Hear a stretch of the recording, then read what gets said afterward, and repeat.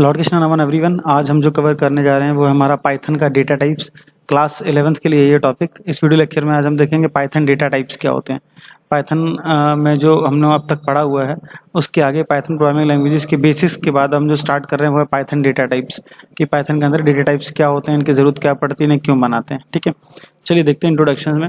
Introduction है, variables are nothing but reserve memory location to store values. This means that when you create a variable you reserve some space in memory. Last time जब हमने variable की definition पढ़ी थी तो वहाँ मैंने आपको क्लियर किया था कि वेरिएबल्स होते क्या हैं। वेरिएबल क्या है कि मेमोरी में हम एक लोकेशन को नाम दे देते हैं, उस नाम से आगे चल के वो लोकेशन पहचानी जाती है और उसको हम लोग वेरिएबल बोलते हैं।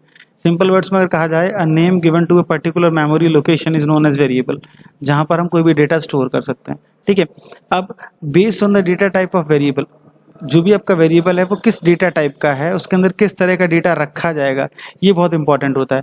The interpreter allocates memory and decide when what can be stored in the reserve memory. जिस प्रकार का आपका डेटा टाइप है उसके अकॉर्डिंगली इंटरप्रेटर डिसाइड करता है कि उस पर्टिकुलर वेरिएबल में कौन सी वैल्यू रखी जाएगी, किस टाइप की वैल्यू रखी जाएगी। फॉर एग्जाम्पल, अगर वो वेरिएबल अल्फाबेटिक टाइप का है तो अल्फाबेटिक वैल्यू रखी जाएगी, न्यूमेरिक टाइप का है तो न्यूमेरिक वैल्यू रखी जाएगी, डेसिमल टाइप का है तो डेसिमल वैल्यू रखी जाएगी। क्या रखा जाना है इस पर निर्भर करता है वेरिएबल का डेटा टाइप। ठीक है, तो सिंपली वेरिएबल का डेटा टाइप यही होता है कि जो हमने नाम असाइन किया है मेमोरी में, उस नाम पर किस प्रकार की वैल्यू रखी जाएगी, ये होता है वेरिएबल का डेटा टाइप। ठीक है, अब आगे लिखा हुआ है कि Python variable do not explicitly declaration to reserve memory space. हमें अलग से वेरिएबल को डिक्लेयर नहीं करना पड़ता है, बताना नहीं पड़ता है कि इसमें हम किस प्रकार का डेटा रखेंगे।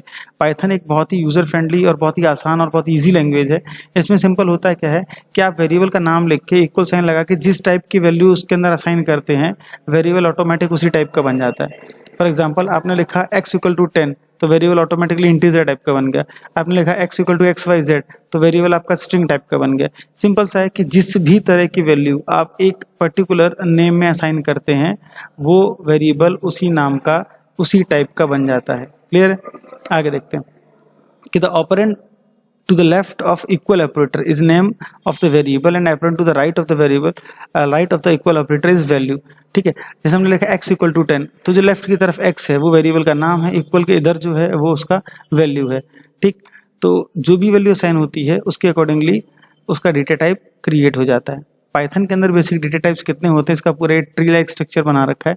पाइथन डेटा टाइप्स बेसिकली यहाँ पे 5 तरह से कैटेगराइज किए जाते हैं: numbers, none, sequences, sets and mapping. उसके बाद मैपिंग में सिर्फ एक डिक्शनरी होता है और सीक्वेंसेस के अंदर स्ट्रिंग, टपल और लिस्ट होते हैं। वेयर एज नंबर्स के अंदर इंटीजर, फ्लोट और कॉम्प्लेक्स होते हैं और इंटीजर के अंदर भी एक होता है बूलियन। ठीक है, अब ये डेटा टाइप क्या हैं, कैसे कैसे क्रिएट किए जाते हैं, क्या इनका काम है, वो हम आगे आगे पढ़ते जाते हैं। ठीक, आगे देखिए, यहाँ लिखा हुआ है कि data stored in memory can be of many type. For example, a person's age is stored as numeric. ठीक है, अगर हम किसी का एज स्टोर कर रहे हैं तो हमें न्यूमेरिक वैल्यू चाहिए होती है, नंबर में बताता है इंसान के 5 साल के हैं, 10 साल के, 15 साल के हैं। ठीक है, इसी प्रकार से अगर हम उसका नाम चाहिए तो फिर हमें अल्फा न्यूमेरिक, या एड्रेस चाहिए तो अल्फा न्यूमेरिक स्टोर करना पड़ेगा। ठीक, तो इसी प्रकार से जिस हिसाब से यूजर के नीड के अकॉर्डिंग वैल्यूज होती हैं, हम डेटा टाइप उसी प्रकार का क्रिएट करते हैं। क्योंकि हम जो भी प्रोग्राम बनाते हैं वो रियल लाइफ सिचुएशन के अकॉर्डिंग प्रोग्राम बनते हैं, तो रियल लाइफ में हमें किसी भी प्रकार का डेटा हैंडल करने की जरूरत पड़ सकती है। हम इंटीजर को भी हैंडल करना पड़ सकता है, हमें स्ट्रिंग को भी हैंडल करना पड़ सकता है, हमें पॉइंट वाली वैल्यूज को भी हैंडल करना पड़ सकता है। मैथ्स में हम लोगों ने कॉम्प्लेक्स नंबर पढ़े तो हमें कॉम्प्लेक्स नंबर को भी हैंडल करना पड़ सकता है। तो हर प्रकार का डेटा हमें हैंडल करना पड़ सकता है, तो उसके हिसाब से पाइथन के अंदर ये डेटा टाइप्स होते हैं: नंबर्स, स्ट्रिंग, लिस्ट, टपल और डिक्शनरी, जो हम लोगों ने यहाँ ट्री लाइक स्ट्रक्चर में देखे। एक एक करके समझते हैं कौन कौन सा डेटा टाइप किस किस प्रकार का होता है। सबसे पहले बात कर लेते हैं नंबर्स की, कि पाइथन में न्यूमेरिक वैल्यूज कैसे स्टोर की जाती हैं। तो लिखा हुआ है, number data type stores numerical values. Simple सी बात है, न्यूमेरिकल वैल्यूज जिसमें स्टोर की जाती हैं उस तरह के डेटा टाइप को हम नंबर डेटा टाइप और न्यूमेरिक डेटा टाइप बोलते हैं। ठीक है, this data type is immutable, that is value of its object can not be change. Immutable मतलब क्या होता है कि जो चीज हमने एक वेरिएबल में असाइन कर दी है हम उसको चेंज नहीं कर सकते। ठीक है, जो बदली ना जा सके वो इम्यूटेबल, जिसकी वैल्यू हम चेंज कर सकते हैं उसको म्यूटेबल बोलते हैं। ठीक है, इसको हम लोग आगे और डिस्कस करेंगे लास्ट स्लाइड में कि म्यूटेबल इम्यूटेबल क्या होता है विद एग्जांपल। अभी फिलहाल सिर्फ इतना समझ के रखिए आप कि जिस भी डेटा टाइप में कोई वैल्यू हमने एक बार स्टोर कर दी हम उसे न बदल पाए उसको इम्यूटेबल कहा जाता है। सिंपल है। ठीक, अब आगे देखिए, यहाँ लिखा हुआ है where 1 equal to 1, where 2 equal to 10। तो वेरिएबल 1 में वैल्यू 1 स्टोर करिए, वेरिएबल 2 में वैल्यू 10 स्टोर करिए। तो ये सिंपल सा असाइनमेंट है ऑटोमेटिकली। वेरिएबल 1 में 1 स्टोर हो जाएगा, वेरिएबल 2 में 10 स्टोर हो जाएगा। इसी के अकॉर्डिंगली जो इंटीजर टाइप या न्यूमेरिक टाइप के डेटा टाइप होते हैं वो पाइथन के अंदर ही 4 प्रकार के होते हैं, इंटीजर, लॉन्ग, फ्लोट और कॉम्प्लेक्स। ठीक है, इंटीजर हमारी साइंड वैल्यूज होती हैं, मतलब हमें जो भी प्लस माइनस में जो वैल्यू स्टोर करानी होती है वो हम इंटीजर टाइप की बनाते हैं। लॉन्ग, जब हम ज़्यादा बड़ी बड़ी वैल्यूज़ को स्टोर कराना चाहते हैं और इसके अंदर हम लोग ऑक्टल और हेक्साडेसिमल वैल्यूज भी स्टोर करा सकते हैं, तो उसे हम लॉन्ग टाइप का बनाते हैं। फ्लोट में फ्लोटिंग पॉइंट नंबर्स होते हैं, दशमलव वाले पॉइंट वाले नंबर्स होते हैं, वो आपके फ्लोटिंग पॉइंट्स होते हैं। और कॉम्प्लेक्स में कॉम्प्लेक्स डेटा टाइप क्रिएट किया जाता है, जैसे कि एक इमेजिनरी पार्ट होता है, एक रियल पार्ट होता है। मैथ्स में अगर आपने कॉम्प्लेक्स नंबर्स पढ़े हैं तो ये चीज़ देखी होगी। ठीक, तो पाइथन में ये हमारे नंबर्स होते हैं। अब इन्हीं के केसेस में हम पहला डेटा टाइप लेके चलते हैं, पहला हमारा इंटीजर। ठीक है, अब इंटीजर डेटा टाइप क्या होता है ये देखते हैं। ठीक, इंटीजर्स की जहाँ तक बात करी जाए तो बेसिक डेफिनेशन में लिखा हुआ है कि इंटीजर्स आर इंट और पॉजिटिव और negative numbers with no decimal points. Integer in Python are of unlimited size. तो बता रखा है कि इंटीजर डेटा टाइप क्या होते हैं, इसको शॉर्ट में इंट भी हम लोग बोलते हैं। ये पॉजिटिव और नेगेटिव वैल्यू होल्ड कर सकते हैं। ठीक है, तो पॉजिटिव और नेगेटिव वैल्यूज को होल्ड करने वाले जो डेटा टाइप बनाए जाते हैं उसको इंट बोलते हैं और INT से डिनोट करते हैं, इंटीजर कहा जाता है उनसे। इसके अंदर डेसिमल पॉइंट नहीं होता, मतलब दशमलव की संख्या नहीं होती है, पॉइंट्स में वैल्यूज नहीं होंगी, कोई भी होल नंबर टाइप की वैल्यूज रहेंगी, इसके अंदर पॉइंट में वैल्यू नहीं होगी। ठीक, तो यहाँ देखिए बाकायदा सिंपल एग्जांपल में समझा रखा है कि हमने a इक्वल टू 100 लिया तो आपका इंटीजर डेटा टाइप है, b इक्वल टू -100 लिया, ये भी आपका इंटीजर डेटा टाइप है, 1 इंटू 20 लिया तो ये भी आपका इंटीजर डेटा टाइप है। इन सबको हमने प्रिंट करके इनका आउटपुट प्रिंट कराया, प्रिंट a b c। तो ये देखिए 100 -100 200 जो भी हमने यहाँ लिया वो अब यहाँ एक्चुअली 1 नहीं है, यहाँ 10 होगा तभी आंसर आपका 200 आएगा, तो यहाँ करेक्ट लेना 10 इंटू 200 होगा। ठीक है, तो ये सब आपका उसी के अकॉर्डिंगली आंसर आता है। ठीक, और डेटा टाइप वैसे ही क्रिएट किए जाते हैं। ये तो था सिंपल। इंटीजर बनाते कैसे हैं, आप कोई भी नाम रखिए उसके आगे इक्वल लगा के कोई भी इंटीजर वैल्यू असाइन करेंगे तो ऑटोमेटिकली इंटीजर डेटा टाइप बन जाएगा। ठीक, ये तो हुआ इंटीजर डेटा टाइप क्रिएट करना, कैसे करते हैं, कैसे प्रिंट कराते हैं, आपने देखा भी एग्जाम्पल। अब बात करते हैं कन्वर्जन ऑफ इंटीजर। अगर कोई चीज़ दूसरे प्रकार की है उसे इंटीजर में कन्वर्ट करना तो कैसे करेंगे। इसके लिए हमारा एक इनबिल्ट मेथड, इनबिल्ट फंक्शन आता है जिसको हम बोलते हैं इंट फंक्शन। इसके अंदर हमें वैल्यू पास करनी पड़ती है। फॉर एग्जांपल यहाँ देखिए हमने 101 लिखा, ये स्ट्रिंग टाइप का है। ठीक है, क्योंकि इन्वर्टेड कोट्स में लिखा हुआ है, जो चीज़ इन्वर्टेड कोट्स में लिखी होती है वो स्ट्रिंग टाइप की होती है। तो हमने 101 वैल्यू जो है वो a में असाइन करी। यहाँ पर ये स्ट्रिंग टाइप का होगा, इसके अंदर कोई कैलकुलेशन परफॉर्म नहीं हो सकती है, सिर्फ as a normal text string मान रहा है इसको, बट हम इसको इंटीजर में कन्वर्ट कराना चाहते हैं। तो यहाँ पर हमने देख लिखा b equal to integer a। तो अब क्या होगा कि जो भी आपकी वैल्यू 101 है वो स्ट्रिंग से हटके इंटीजर टाइप की हो जाएगी। ठीक, इसी प्रकार से हमने लिखा 122.4, इसको इंटीजर में कन्वर्ट कराया। तो इस केस में क्या होगा कि ऑटोमेटिकली पॉइंट के बाद की वैल्यू हट जाएगी और इंटीजर टाइप की वैल्यू क्रिएट हो जाएगी। ठीक, तो अब जब हम यहाँ प्रिंट b करेंगे तो हमारी आंसर 101 आएगा और प्रिंट c करेंगे तो आंसर हमारा 122 आएगा। ठीक है, ये ऑटोमेटिकली क्या हुआ, हमने इंट फंक्शन की मदद से इनको इंटीजर में कन्वर्ट किया है।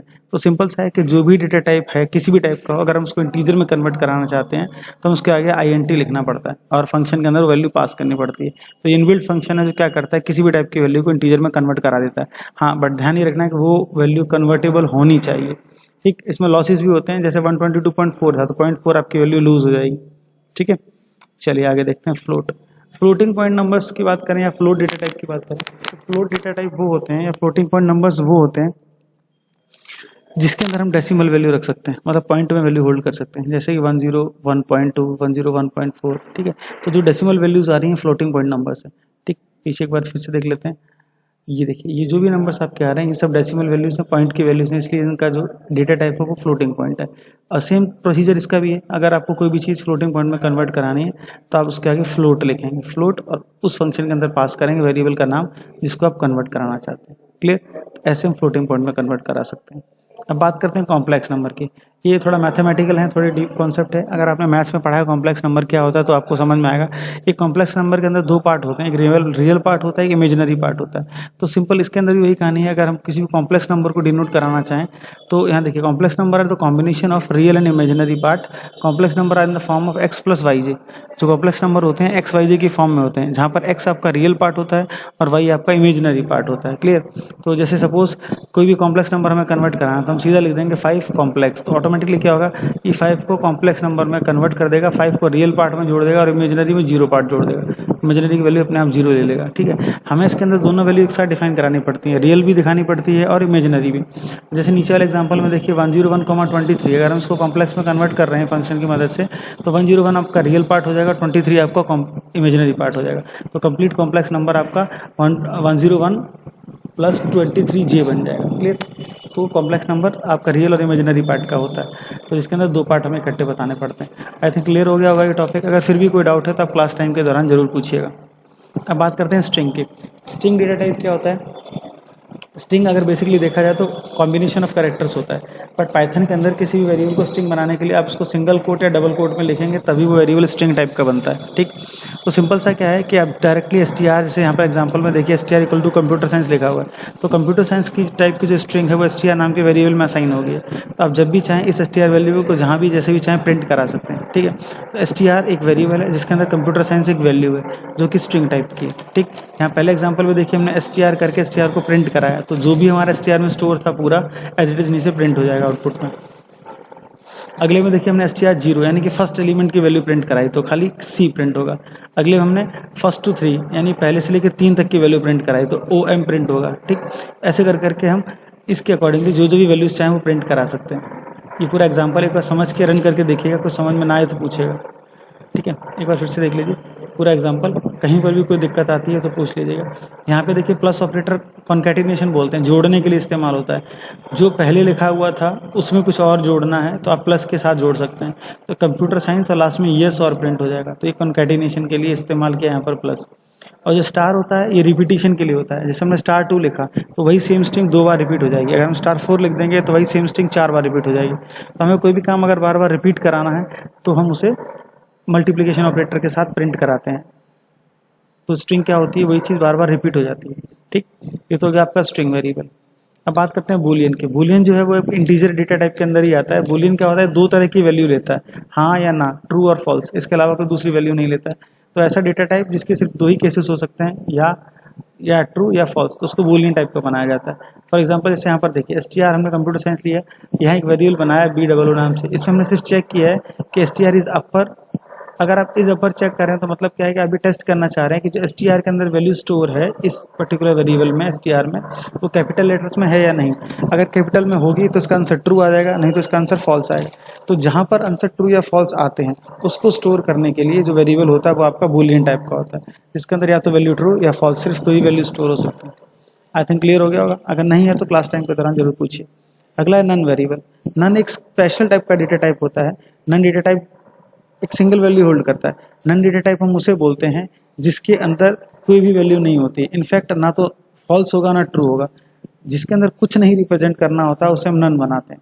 फिर आपको इसकी जरूरत क्या पड़ती है, आगे चल के प्रोग्रामिंग जब हम करेंगे तब उसको डिटेल में समझेंगे कि कहीं कहीं पर हमें स्टेटमेंट लिखना जरूरी होता है बट उसके अंदर हमें कुछ कराना नहीं होता है। तो जहाँ हमें काम करवाना है बट हो कुछ नहीं रहा होता है उस केस में हम नन बनाते हैं। ठीक है, उसको समझ के चलिए, फिर आगे जहाँ पर भी आएगा तो हम आपको अच्छे से समझाएंगे कि नन होता क्या। अब बात करते हैं सीक्वेंसेस की। हम लोगों ने अगर स्टार्टिंग का ट्री स्ट्रक्चर अगर आपको याद हो तो हमने देखा था कि डेटा टाइप में सीक्वेंसेस भी होते हैं। सीक्वेंसेस हम उन्हें बोलते हैं जहाँ पर हमें एक ऐसा डेटा टाइप क्रिएट करना पड़ता है जो एक सीक्वेंशियल ऑर्डर में होता है, जैसे कि स्ट्रिंग है, लिस्ट है, टपल है।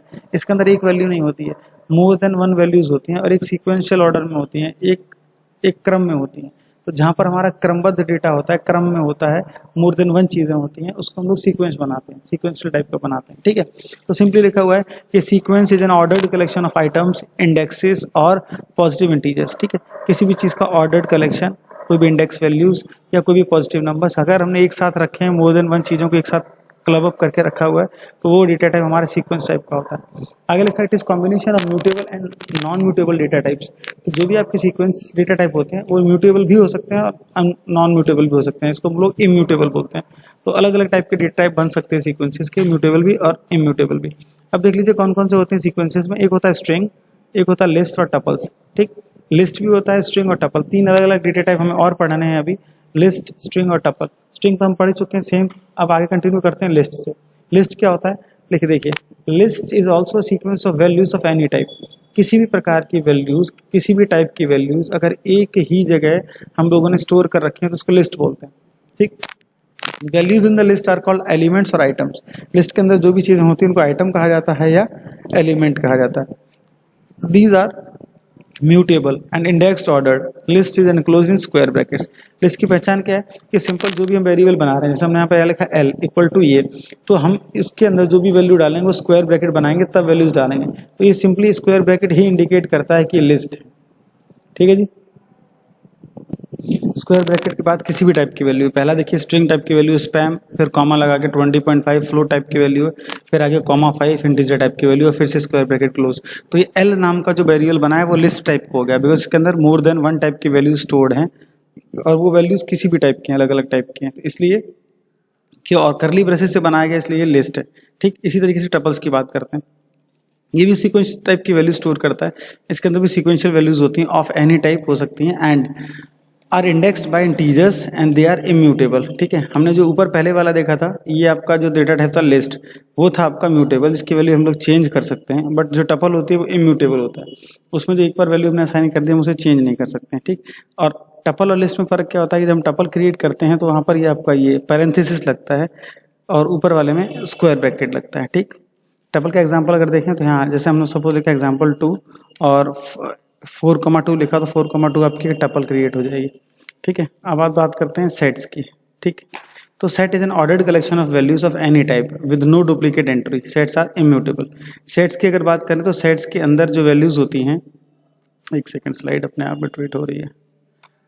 ओके, सेट्स के अंदर जो वैल्यूज होती हैं वो किसी भी टाइप की हो सकती हैं और सेट्स इम्यूटेबल होते हैं, जो भी वैल्यूज इसके अंदर डाली जाएंगी वो रिपीट नहीं होंगी, मतलब कोई भी एंट्री डुप्लीकेट नहीं होगी, उसको हम लोग सेट्स बोलते हैं। और फाइनली आते हैं लास्ट डिक्शनरीज पे। डिक्शनरीज क्या होती हैं? ऐसा डेटा टाइप जिसके अंदर दो पेयर स्टोर किए जाते हैं, एक की और एक वैल्यू। ठीक, तो यहाँ पर देखिए जैसे हमने, और ये जो क्रिएट होती हैं डिक्शनरीज, ये करली ब्रेसेस के थ्रू बनाई जाती हैं। जैसे हमने लिखा डी करली ब्रेस के स्टार्ट किया 1:A, तो अब यहाँ पर एक कंप्लीट एंट्री हुई ये वाली जिसमें की है आपका 1 और उसकी वैल्यू है A। इसी तरीके से अगला है, इसकी की है 2, इसकी वैल्यू है B। अगले की है 3, वैल्यू है C और कर्ली ब्रेसेस क्लोज। तो कर्ली ब्रेसेस में हमने ये जो दो की और पेयर का कॉम्बिनेशन बना के आपस में कॉमा से सेपरेट किया हुआ है, ये आपकी डिक्शनरी है। ठीक है, डिक्शनरी में पहला की होता है, कॉलन के बाद उसकी वैल्यूज होती हैं। तो इस तरह का जो हम बनाते हैं वो आपका डिक्शनरी, इन डिक्शनरी को जो भी होती है, ये भी आपकी सीक्वेंस सीरीज, जो सीक्वेंस डेटा टाइप होता है उस टाइप की आपकी डिक्शनरीज भी होती हैं। ठीक है जी, तो आपको क्लियर हो गया होगा। टाइप कन्वर्जन की बात करते हैं। टाइप कन्वर्जन हमने अभी पीछे भी देखा था, इंटीजर टाइप से वैल्यू चेंज कर रहे थे, स्ट्रिंग से चेंज कर रहे थे। तो टाइप कन्वर्जन क्या होता है कि जब हम किसी एक प्रकार की वैल्यू को दूसरे फॉर्म में कन्वर्ट करते हैं उसको टाइप कन्वर्जन बोलते हैं। और टाइप कन्वर्जन दो प्रकार का होता है, इम्प्लिसिट और एक्सप्लिसिट। जब वैल्यू अपने आप कन्वर्ट हो रही होती है उसको इम्प्लिसिट टाइप बोलते हैं, और जब हम फोर्सफुली किसी फंक्शन को कॉल करके करते हैं कन्वर्ट, उसको हम लोग एक्सप्लिसिट बोलते हैं। फॉर एग्जाम्पल यहाँ देखिए नम इंटीजर 12 लिखा हुआ है, तो 12 असाइन हो रहा है नम नाम के इंटीजर नाम के वेरिएबल में, नम इंटीजर नाम के वेरिएबल में। तो ये इम्प्लिसिट टाइप कन्वर्जन है, इसमें कोई दिक्कत नहीं, वैल्यू ऑटोमेटिकली असाइन हो रही है। ठीक है, ऑटोमेटिकली जो नम इंटीजर वेरिएबल बनेगा वो आपका इंटीजर टाइप का बनेगा। तो ये आपका इम्प्लिसिट टाइप का कन्वर्जन है। बट अगर बात करते हैं एक्सप्लिसिट की, तो जहां हम फोर्सफुली, देखिए जैसे हमने यहाँ पर क्या लिखा, एक इंटीजर वेरिएबल है 12, स्ट्रिंग वेरिएबल है 45, यहाँ हमने सिंपल उनको प्रिंट करा लिया। बाद में क्या किया हमने, चेंज किया। देखिए नम एसटीआर को हमने क्या किया, इंट नम एसटीआर। ठीक, तो जो भी नम एसटीआर में वैल्यू थी यानी कि 45 जो स्ट्रिंग टाइप की वैल्यू थी वो इंटीजर हमने यहाँ पर फोर्सफुली कन्वर्ट करी है by using the integer method. तो इस चीज को कहेंगे एक्सप्लिसिट टाइप कन्वर्जन। क्लियर है? तो ये आप देख के समझ लीजिएगा, पूरा प्रोग्राम नोट कर लीजिएगा। ठीक है, और इसे रन करके जरूर देखिएगा अपने सिस्टम पे। अब बात करते हैं म्यूटेबल एंड इम्यूटेबल वेरिएबल्स की।